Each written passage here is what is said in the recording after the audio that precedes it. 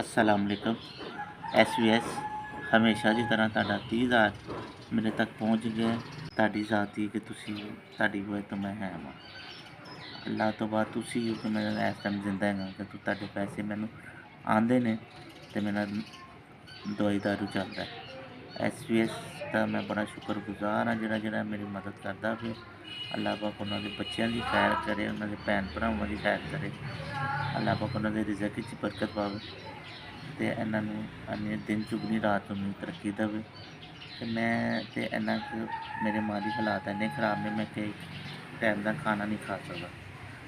ਅਤੇ ਬੜੀ ਮਿਹਰਬਾਨੀ ਜਿਹੜੀ ਮੇਰੀ ਮਦਦ ਕਰਦੇ ਪਏ ਨੇ। ਅੱਲਾਹ ਪਾਕ ਲੰਬੀ ਜ਼ਿੰਦਗੀ ਦੇਵੇ, ਸਲਾਮਤੀ ਦੇਵੇ। ਅੱਲਾਹ ਪਾਕ ਇਹਨਾਂ ਦੇ ਕਾਰੋਬਾਰ ਵਿੱਚ ਬਰਕਤ ਪਾਵੇ, ਬਹੁਤ ਤਰੱਕੀਆਂ ਦੇਵੇ। ਬੜੀ ਮਿਹਰਬਾਨੀ ਕਿ ਤੁਸੀਂ ਮੇਰੇ ਵਗੈਰੇ ਦੀ ਹਰ ਮਹੀਨੇ ਮਦਦ ਕਰਦੇ ਹੋ। ਬੜੀ ਮਿਹਰਬਾਨੀ।